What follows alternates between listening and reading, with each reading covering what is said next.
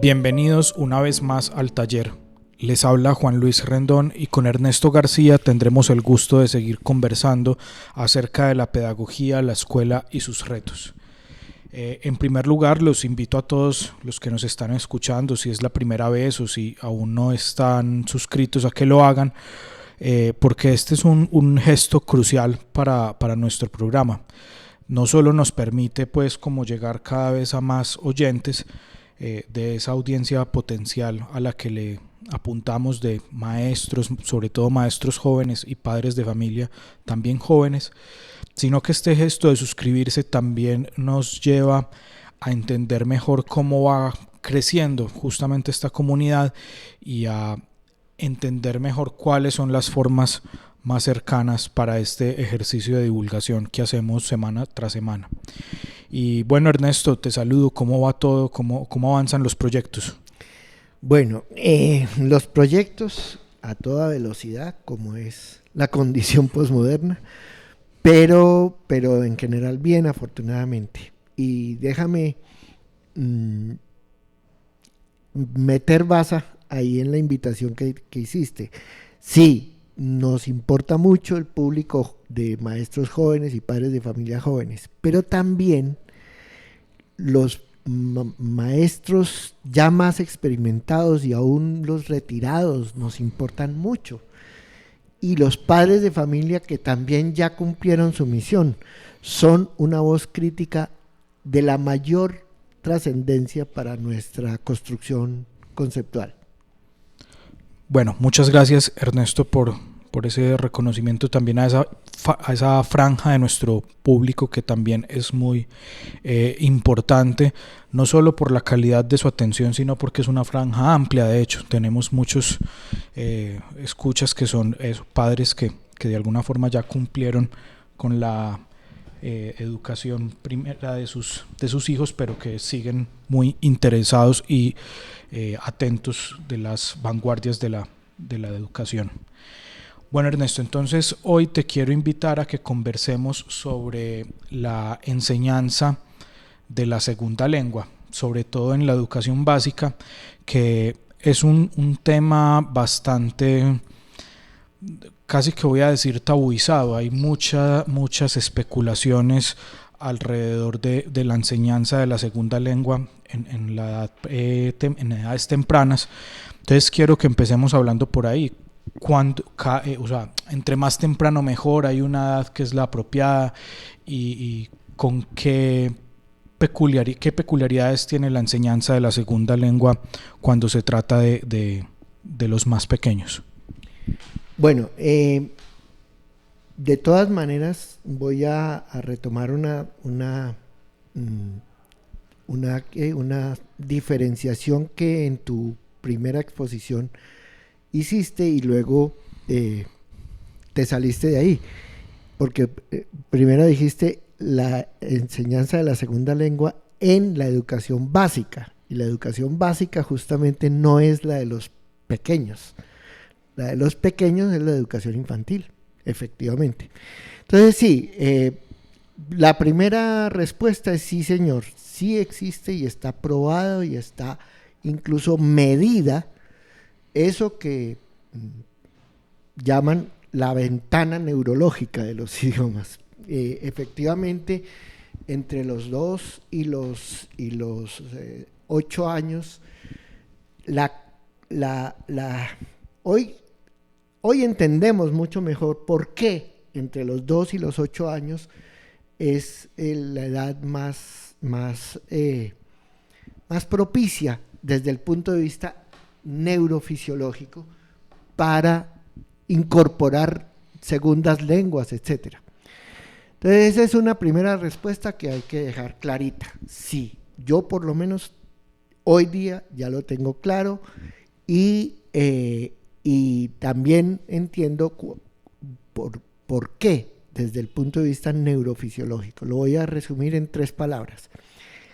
El bebé al nacer, el ser humano al nacer, tiene un cerebro relativamente grande, pero está apenas en el 60% del tamaño que tendrá al momento de terminar el desarrollo hacia los 16 años.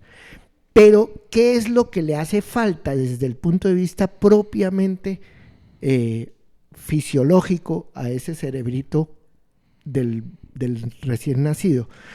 No le hace falta neuronas, sino conexiones neuronales. Y esas conexiones neuronales, genética y filogenéticamente y ontogenéticamente, o sea, la especie y el individuo, esas conexiones neuronales son posparto porque están directamente asociadas con la experiencia real y concreta de socialización que cada individuo pueda disfrutar antes de los 6 años y sobre todo antes de los 4 años. No es que tengamos menos neuronas al nacer, sino que las conexiones del neocórtex están todas por fundarse y por hacerse. Y esas conexiones son propiamente las conexiones que explican neurofisiológicamente la aparición de las estructuras lingüísticas. Entonces es fácil entender que en ese contexto el aprendizaje de una segunda lengua, y no solo de una segunda lengua, otros sistemas simbólicos, como por ejemplo cuando estuvimos discutiendo el ábaco. El ábaco es una estructura neurológica. Puede llegar a ser una estructura neurológica o puede ser simplemente una cosa pues, ahí impuesta. Pero en la medida en que el ábaco es un lenguaje, es una estructura neurológica, una conexión neurofisiológica que se establece o no en el neocórtex. Ernesto, pero entonces yo no me esperaba que la respuesta fuera una edad tan temprana, ¿cierto? Ya incluso desde los 2 años dice usted que están las condiciones dadas fisiológicamente para que se establezcan esas conexiones de las que nos habla.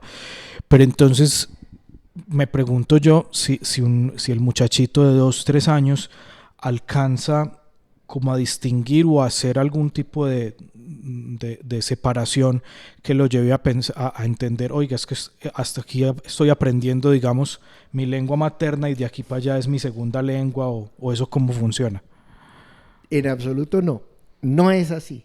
O sea, el niño, esa es un poco la ventaja del niño para aprender, como digo, no solo segunda lengua, sino segundas y terceras y quintas lenguas, si fuera justificable. Ponte en la circunstancia muy, muy generalizada de los niños que nacen en comunidades lingüísticas de frontera, que combinan de facto por la vida real cotidiana una o más lenguas de manera natural, porque pues el de esta comunidad que hable, vamos a suponer que hablamos en castellano en esta parte de la frontera y en la otra parte de la frontera hablan portugués,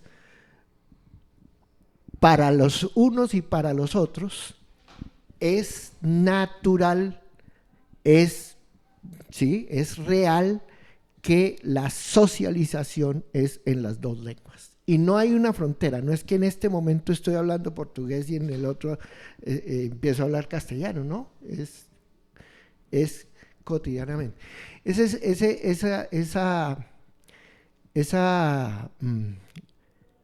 elemento básico de que el cerebro, de que el desarrollo neurológico, cuidado, no es el cerebro el que hace las cosas. El cerebro es solamente, digámoslo así, el testigo de lo que ocurrió en la socialización. Esas conexiones neurológicas que son propiamente las conexiones lingüísticas al interior de ese maravilloso cerebro que nos dotó la naturaleza, Esas conexiones son propiamente lingüísticas y no son virtud ni ejercicio del cerebro, sino virtud y ejercicio de la comunidad lingüística. Ese es uno de los temas complejos. Y entonces podemos volver aquí a la situación concreta de la vida escolar. Desde un punto de vista técnico-pedagógico, hay una diferenciación que es importante que los maestros que quieran hacer experiencias valiosas y válidas en este terreno establezcan y entiendan de una vez y para todas. Un asunto es enseñarle a los niños de 3, de 4, de 5, de 6 años, enseñarle a los niños la segunda lengua, y otra muy distinta es enseñarle en un aula bilingüe. Un aula bilingüe sería más o menos lo que estamos diciendo. Una comunidad lingüística de frontera que de manera natural tiene las dos lenguas. Un aula que enseñe segunda lengua, bueno, lo más frecuente es que enseña inglés como segunda lengua, tiene otro concepto, otra estructura, pero el mismo resultado desde el punto de vista práctico. O sea, los niños también aprenden y aprenden muy bien y perfectamente el inglés, sin llegar a confundirse en un aula que introduce de manera natural la segunda lengua, pero que no es bilingüe. Nosotros en la pedagogía libertaria hemos trabajado intensamente en ese sentido y recuerdo, por ejemplo, cuando tuvimos niños con condición de síndrome de Down en nuestras aulas con enseñanza de segunda lengua, los niños de síndrome de Down siempre nos han mostrado que aprenden más rápido y fácilmente el inglés que el mismo castellano.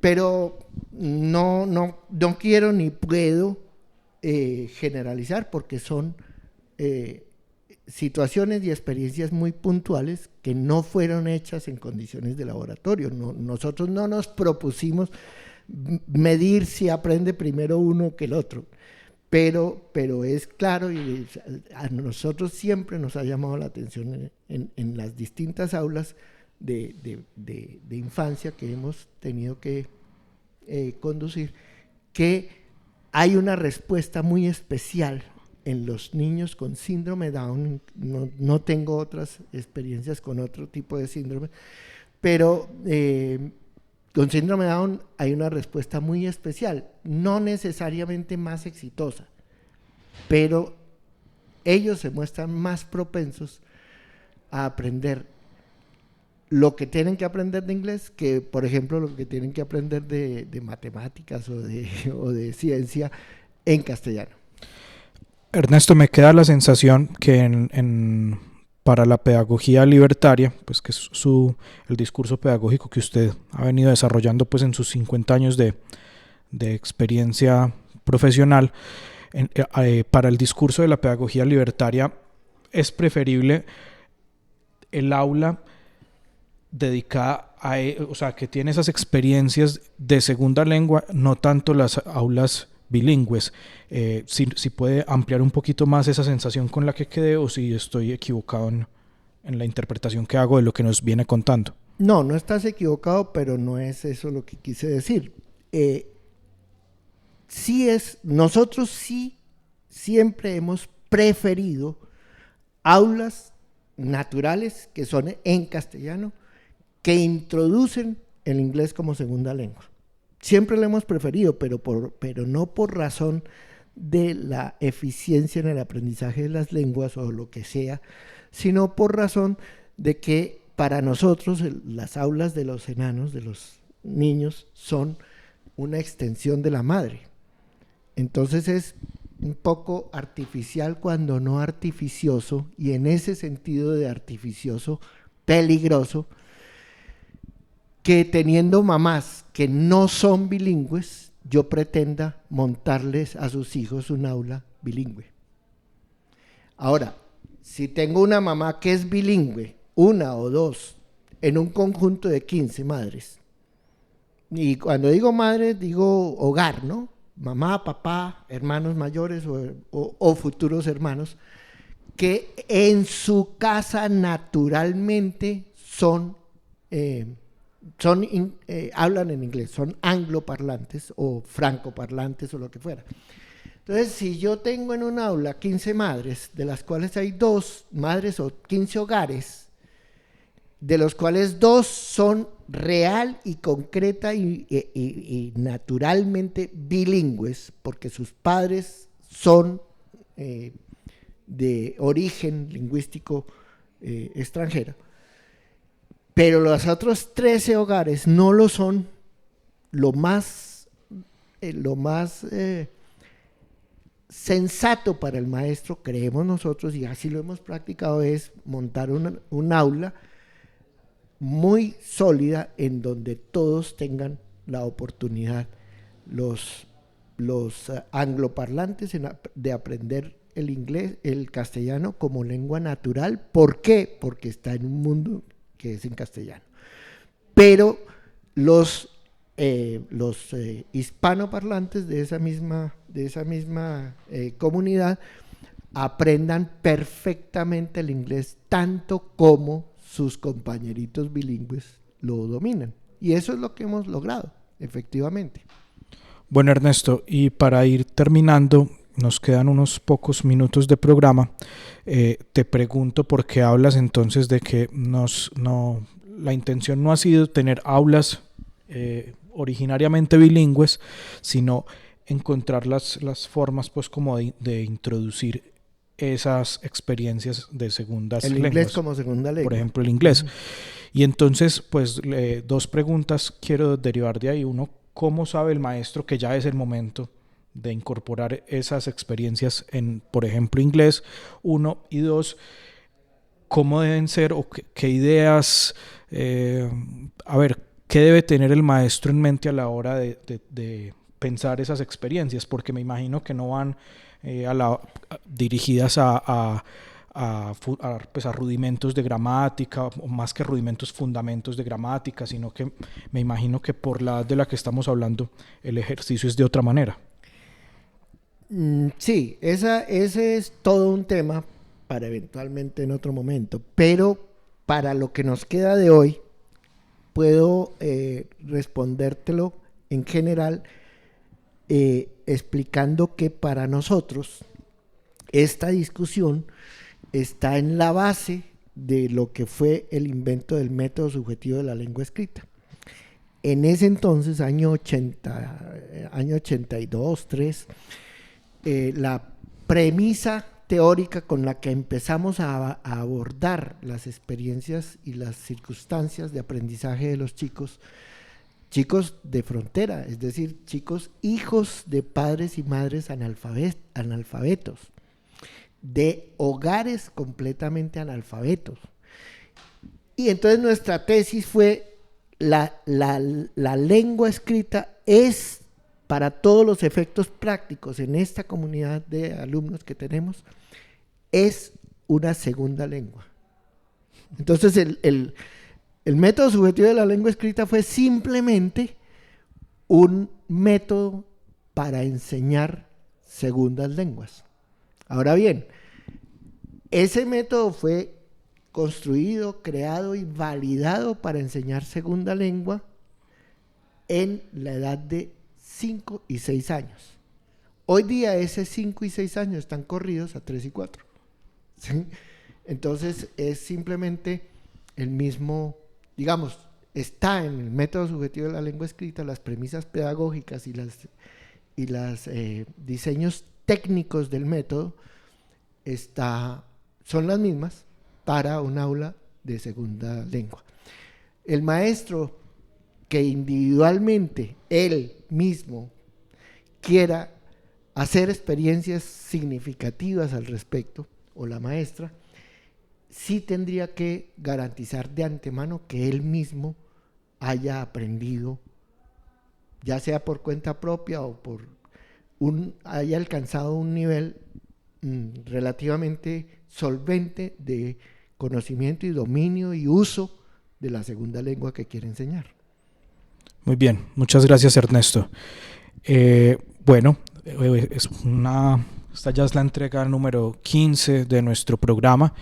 Vamos llegando ya a una comunidad de prácticamente 150 suscriptores en en YouTube, y cerca de 50 en Spotify. La idea es la invitación a que se suscriban. Como les decía al principio, este es un gesto que nos va a ir indicando a nosotros el rumbo de este espacio de divulgación que ya estamos sosteniendo hace cerca de un semestre prácticamente. Ernesto, muchas gracias una vez más. Hace muchos días no te daba las gracias por sumarte a este espacio, que yo creo que ha sido muy estimulante para todos los que han caminado con nosotros este recorrido ya, como les digo, de 15 capítulos.